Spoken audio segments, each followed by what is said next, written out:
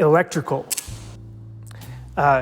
It's intimidating for a lot of folks to try to wire a bike from scratch, which is why this thing, the Motogadget Mo.Unit, promises to simplify the process.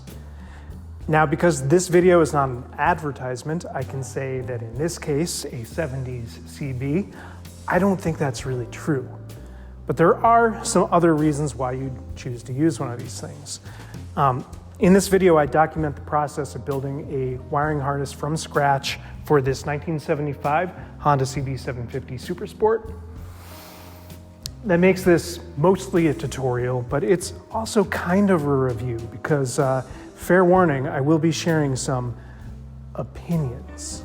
Full disclosure, I'm not an expert with this stuff. I have no real credentials. I'm just a guy, but I have used the Motogadget gear on probably 8 or 10 bikes at this point, between the original M-Unit Basic and this newer Bluetooth Mo.Unit.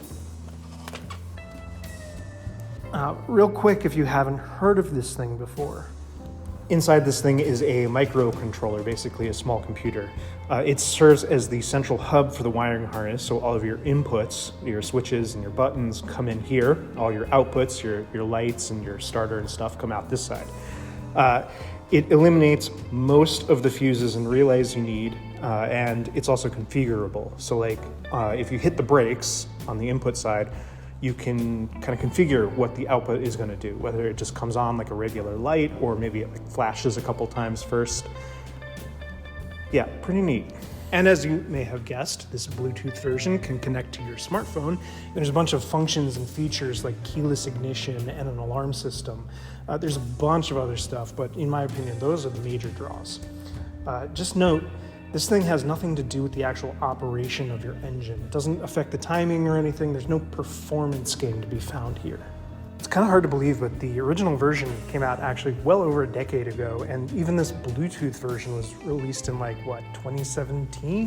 Which is 8 years ago. Anyway, let's look at a wiring diagram. Exciting. So I made this wiring diagram myself. I will include an image in the description below so that you can save a version, but just know, depending on what parts you end up using, you will almost certainly want to modify the diagram for yourself. Personally, I always make a wiring diagram for a custom bike, if only so that, like, down the line when I need to repair something, I can pull that up for reference. I guess the only time where I wouldn't do a wiring diagram is if, in like the case of this Harley, the bike only has 5 wires, in which case, like, you can kind of figure that one out. All right, let's hop back to the diagram real quick. You'll notice I use the color green for ground. On almost every Honda motorcycle, they use green for ground. Black is usually switched 12-volt positive power. Now, most of the Motogadget wiring diagrams that I see online use black for ground.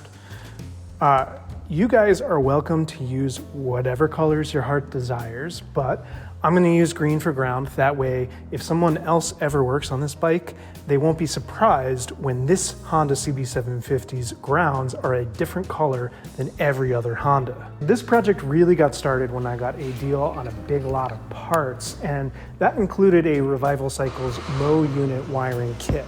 So I tailored my wiring diagram to fit that.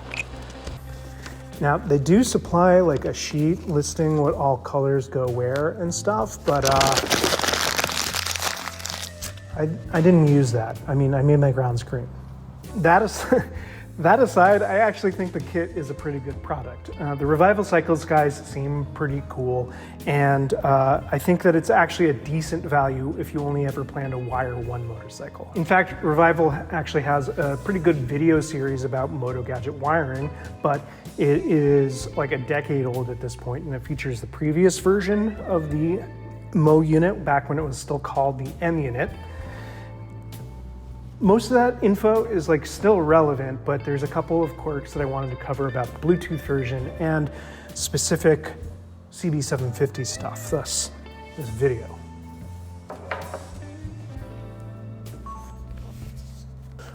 One final piece of prep work before we get into the actual wiring, and that is getting all of the other parts and pieces for this wiring harness together. And that's where we run into one of those pesky opinions of mine. I don't think it's worth spending $400 on this Mo.Unit on a 70s CB unless you also spend another couple $100 on the push button controls. And the reasoning is this. If you try to reuse the factory controls, you will have to do a bunch of internet research and a bunch of wiring shenanigans in order to get them to function correctly with this thing. That makes the process more complicated, not less. Additionally, this promises to remove most of your relays and fuses, right? Well, besides the starter solenoid, this bike only has one relay for the turn signals.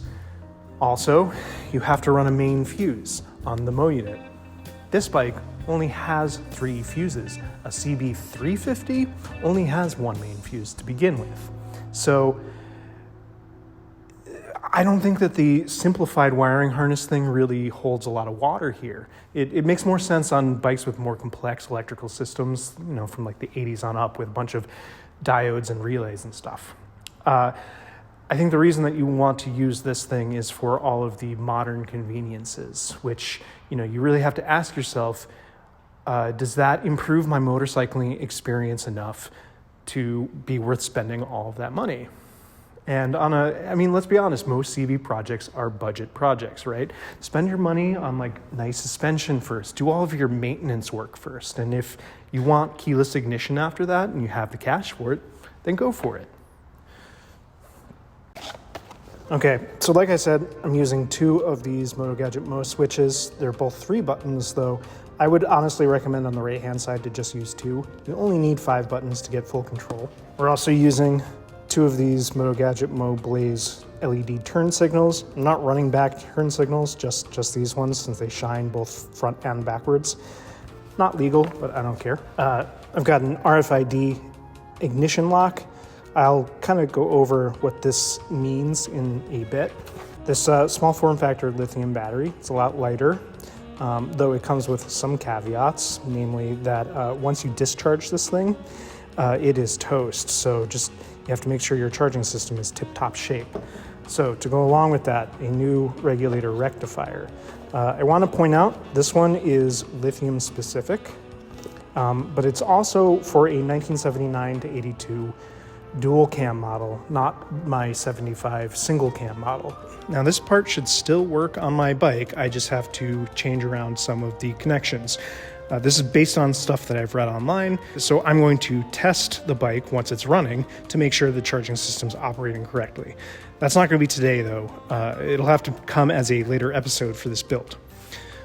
However, the wiring diagram that I have uploaded for you guys shows the regulator rectifier as if I had the correct part.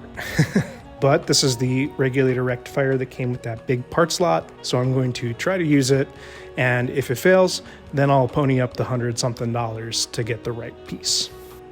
Finally, I have this combination speedometer tachometer from Cognito Moto. It's fine, I guess, though curiously it's missing an oil pressure and neutral light on this otherwise fully featured gauge. But honestly, it doesn't really matter because you can't actually buy this on the website any longer.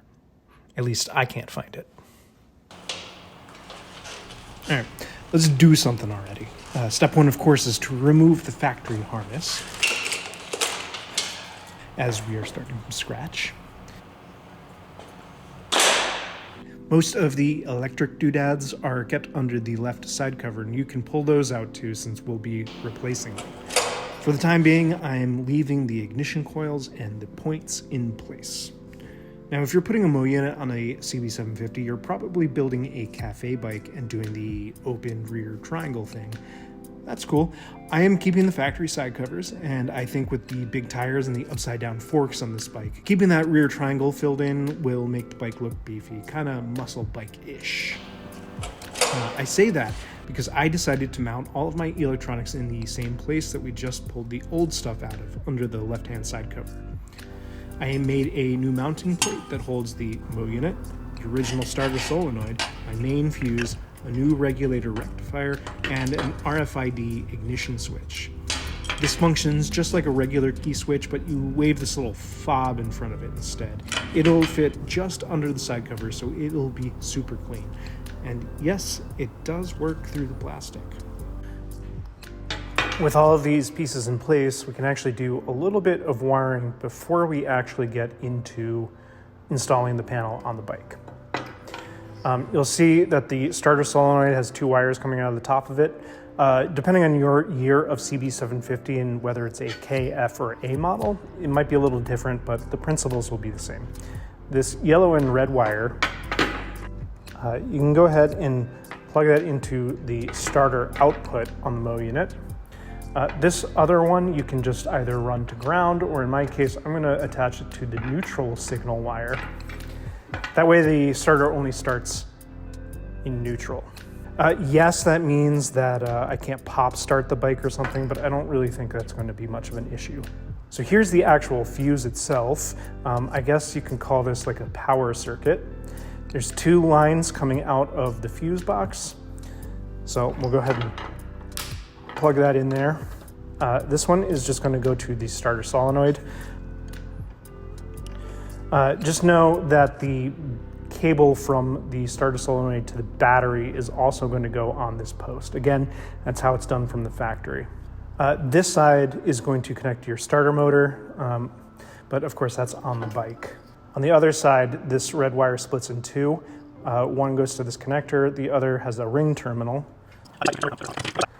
And that'll just go to the battery terminal on the Mo.Unit. Likewise, with this green cable, one end goes to a connector, and then there's 2 ring terminals. This one's going to go to either the frame or the battery itself. This is the ground, so the negative terminal on the battery. And this other one will go on the mounting/ground post for the Mo.Unit. Easy. And before we get into this connector, real quick, we'll talk about our RFID ignition. Now, the way that I've run it, this plug is actually going to go to the rest of my wiring harness before it makes its way back here to the Mo.Unit. But essentially, we've got 3 wires, black, white, and red. Since this is not a OEM Honda product, the black is our ground. That's just going to ground out. The white and red wires are what's important. The red wire is going to pull power from the battery post up here. The white wire is what is going to tell the Mo.Unit that your bike is turned on. So we pass the RFID ignition key over like that, turns on, sends power from the red wire to the white wire. The white wire is going to go to the lock input. So this connector goes to the regulator rectifier. This is a combined MOSFET unit, regulator rectifier combo. This one's from Rick's Electric. I'd say if you spend the money on a Mo.Unit, you absolutely 100% should be replacing the regulator rectifier. These modern units are a hell of a lot more reliable, and if you're using a lithium battery, you should use a regulator rectifier that's designed to be used with lithium. You can see I've got 2 connectors coming off of here. We don't have to worry about this one for the time being. We've got 3 wires, green, black, and white and red. Green, of course, is going to ground. So we'll plug this in. That's connected to this, that's connected to this. The white and red ends up going to a red wire that's connected to this whole power circuit.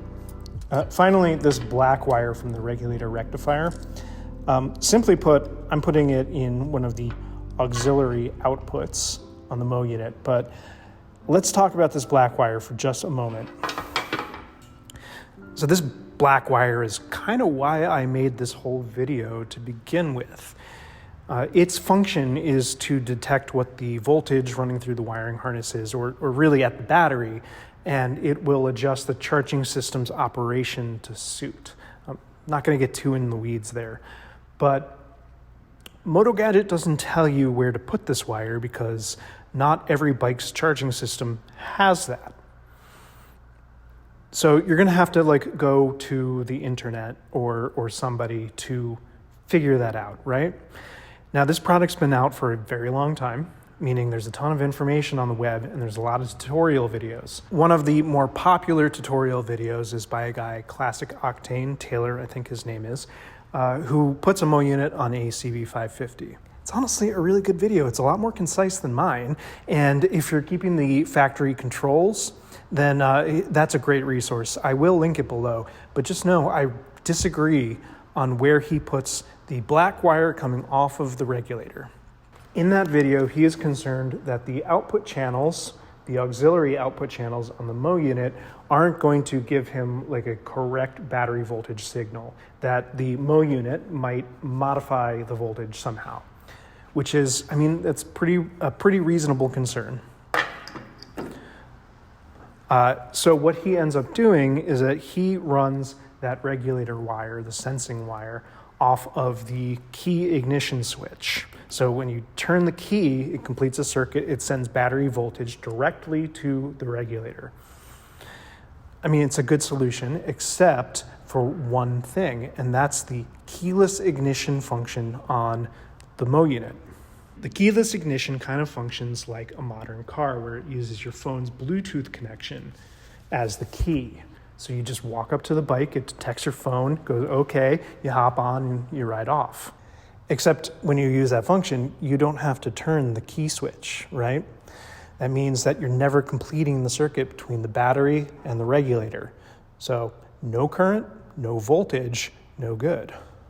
I'm not exactly certain what would happen. I think you would just honestly run the battery flat while riding around. I'm not really willing to test that, but I figure if you're gonna drop all the cash to get this stuff fitted up on your bike, you should probably be able to use the whole breadth of functions that it offers, right? So that is why I have chosen to put it in the auxiliary output. I've done it that way on a couple of bikes and never had a problem. So I don't know, maybe your mileage will vary. For what it's worth, this is not an attack on the guy, so don't go being a fucking dick to him, okay? I think his video is good. It's just, I disagree on that one point. You know, he made a decision based on the information that he had at the time. But I didn't see anybody talk about it in like the comments or the video itself, so I thought I would bring it up. All right, let's put this on the bike.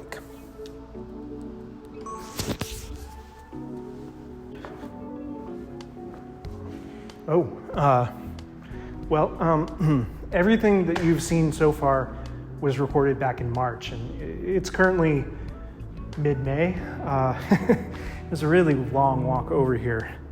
No, just busy with the day job, but I want to bring up the time because obviously, especially if you're an American, you know prices are a little weird right now. Fortunately, it seems like all of the Motogadget gear is still the same retail price that it was back in March. But Motogadget's a German company and their products are made in Germany, so I don't think there's anyone who could definitively say what the price is going to be like 6 months from now. So I don't know, maybe snatch it up while you can. So I'm not going to bore you with installing the panel. You've seen that happen twice already, I think. And I'm not going to go wire through wire what every input and output on the Mo.Unit is for. Plenty of videos out there that do that.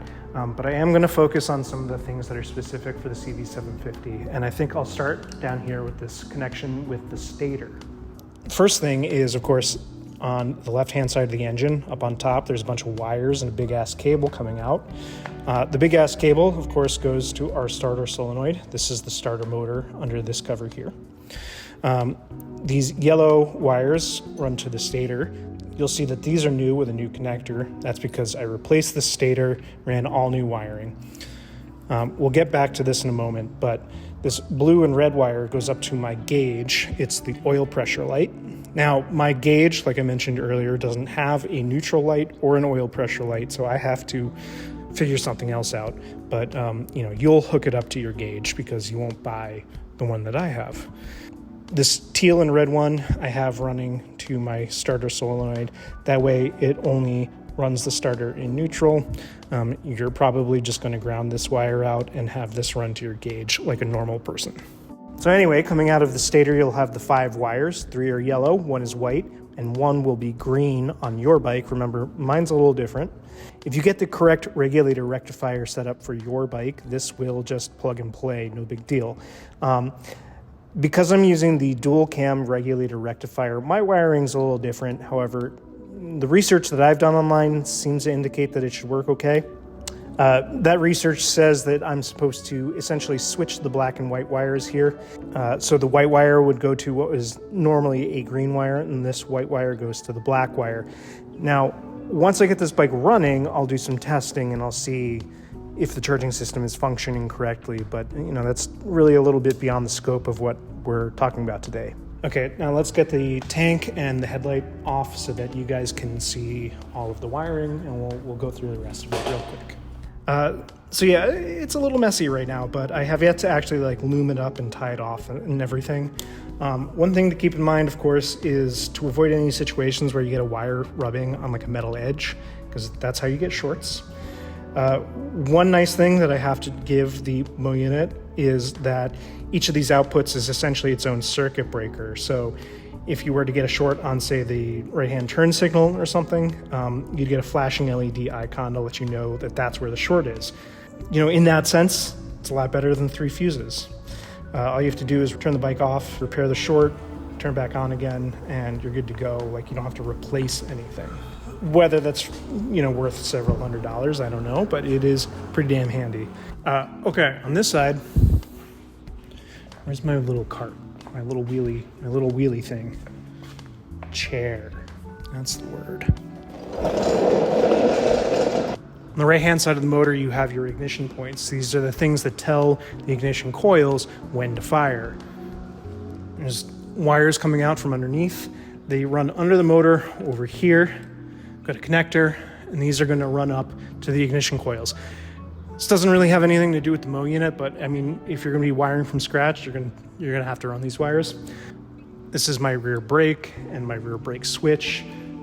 There's another 2 wires. It's pretty straightforward. One wire goes to the Mo.Unit into the input for the brake, along with, of course, the front brake switch. The other just gets grounded out. All right, we'll go up to the ignition coils next. I apologize if this is kind of hard to see what's going on here. It's tough to get an angle of this, but we've got our 2 ignition coils, one here and one back here. Each of them are going to have 2 wires coming off of them. One is going to be black and white, and the other is either blue or yellow. The blue and yellow wires are going to go back to our ignition points, the ones that we were just at. Though you see the yellow wire splits, and this one goes up front to our gauge cluster. This is the RPM signal wire. It'll tell the gauge what the RPM of the motor is. These other 2 wires, the black and white ones, they converge into this single brown line, and that's going to run to our Mo.Unit, to the ignition output. That's going to give the ignition coils the 12-volt positive power they need to do their job. Finally, you'll see that this is our front frame ground. I've got 2 cables coming. One goes up to the front gauge cluster and the switch gear and stuff. The other one goes back to the rest of the harness. Okay, yeah, I think we're ready to go up front. So there's not that much to talk about up here, really. It is a bit of a mess. I used the Wago connector from the Revival Cycles kit just to tie all of my grounds together. I think they intend for you to use it for power cables. But I have 3 connectors. One goes to each handlebar and one goes to the gauge cluster. That way, if I ever need to remove any of this in the future, it's relatively straightforward. Though I will admit, you have to de-pin the wires from the connector in order to get them through the handlebar there. But you'd have to do that regardless. So yeah, I'm not going to talk about wiring this gauge because you're not going to be using this gauge, so it wouldn't be relevant. But as far as wiring up these switches and stuff, it is, yes, pretty simple. You just have to run one wire back to the M unit, and the other wire goes to your ground. You can daisy chain the grounds on these switches so that you're only running 4 wires out of the handlebar instead of 6. So we got our complete wiring harness. It's really just time to test it, I guess. Obviously this bike is a little ways away from being rideable, so we're just gonna test on the bench. There's a couple things we're not gonna be able to test, namely the horn and the rear brake switch, because I don't have the horn on the bike yet, and the rear brake, I need to fill it with hydraulic fluid first before the brake switch will actually function. But we can at least hit the starter motor and make sure that turns over. So when you first connect the Mo unit to power, you're going to see the LEDs flash. And then when you hit the ignition switch, or in my case, the RFID key lock thing, this is what you'll be greeted with. A couple of the LED lights are going to stay on, namely the lock input, but eventually you'll want to configure this thing so that one of the auxiliary outputs it provides power as soon as the bike is on. And that's the one that goes to that sensing wire we talked about, connected to the regulator rectifier. For the moment, I have an LED taillight hooked up. This is not going to be what I use in the end, but for today's testing purposes, that's a-okay.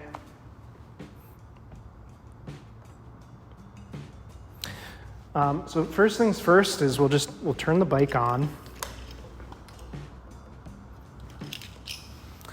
And you know, it's just a matter of like running through the various buttons to make sure that everything works correctly. Watch the tail light here as I turn the headlight on. Right? And then when I hit the rear brake switch, or the front brake switch rather, cool. So you just run through that, make sure that everything works the way it should. Let's hit that starter motor. Make sure you're in neutral, obviously.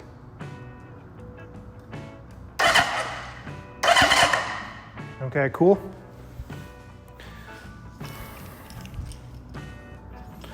All right, let's get into the more advanced stuff. We'll connect our phones to this thing. So we'll open up the Mo.Unit app. I'm gonna select our bike. Let's see, CB750F. Now, they only have 76. Mine's a 75, but I mean, that's fine.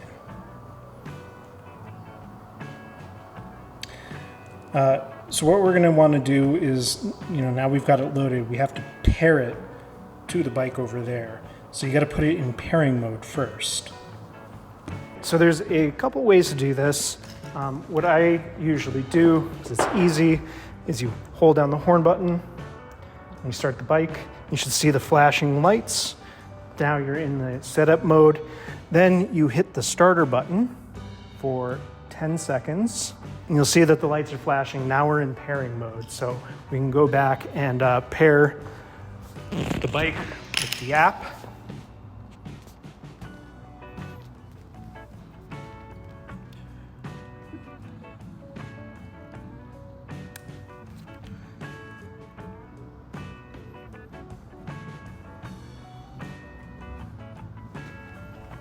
Success. That's all there is to it, really. Pretty easy. So now this is the keyless ignition thing. Watch the front turn signals as I approach.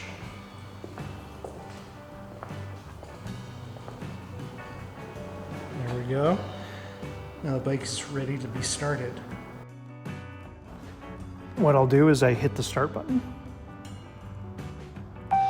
Mo ride ready. You hear that?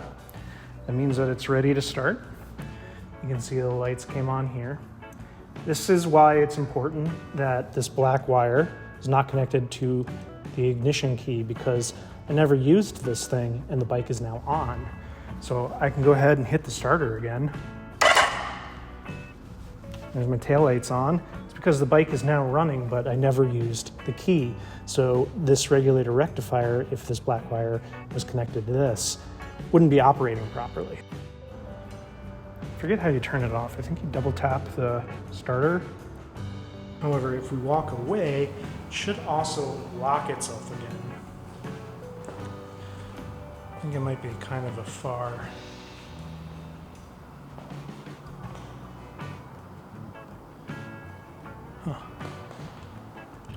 I don't know about you. I think that that's a really neat feature. I like not having to worry about a key. You know, it's like these days you don't need a key for your car. You don't need a key for your house. You can just walk in wherever you please, assuming you have the Bluetooth connection for it. Now, I know some of you are going to be like, I don't want to download an app that shares my data and like my location and shit, which is fair, but I want to point out you're watching YouTube, you fucking hypocrite. There's a lot more to this app than just the keyless ignition. Let's see what else we got in here. shows you your battery voltage. Obviously the bike's not running, so that's why it's so low. There's this ping button here, which is pretty cool. Hit that, and like if I had a horn, it would honk and it would flash the blinkers. I mean, this is basically a glorified notebook, but you can tell it when you changed fluids and did maintenance. It'll tell you like all of the different stuff you did. And then you can also configure the bike's settings, which is nice. Like you can change the blinkers to do different stuff. You can activate an alarm. You can do all sorts of different things, which is cool. I like that it's fairly comprehensive here. You can change your configuration for the switches and stuff. I'm not going to go through what every single one of these do, but it's nice that rather than having to use the horn button in this complicated maneuver to configure this thing, you can just do it through an app. Fucking technology, man. One thing that I think is important to consider when you're thinking about buying this stuff is kind of the long-term, like the longevity of stuff like this app, because it hinges on Motogadget continuing to exist as a company, right? Somebody has to maintain that app so that it stays current with like the newer operating systems and phones and stuff that come out. This unit will continue to function in the future. But you might lose that keyless ignition if the security updates aren't kept current or whatever. Is that a huge deal? I don't know, but it's like I said, you're paying a lot of money for this stuff, and so you want to make sure that it's going to continue to work the way it's supposed to.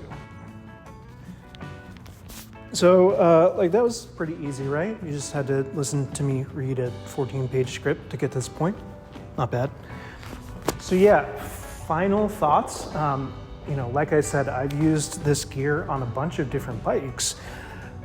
So they must be doing something right because I keep coming back to them. I would say that this gear is meant for a certain application, and it's not for the guy that wants to simplify his wiring harness. It's for the guy who has spent a boatload of money on upgraded parts and doesn't really have a budget per se for his build. Like he wants the best of the best and all of the cool new shiny shit. I don't think it makes the wiring simpler. I think it makes the build simpler, if you know what I mean, like aesthetically.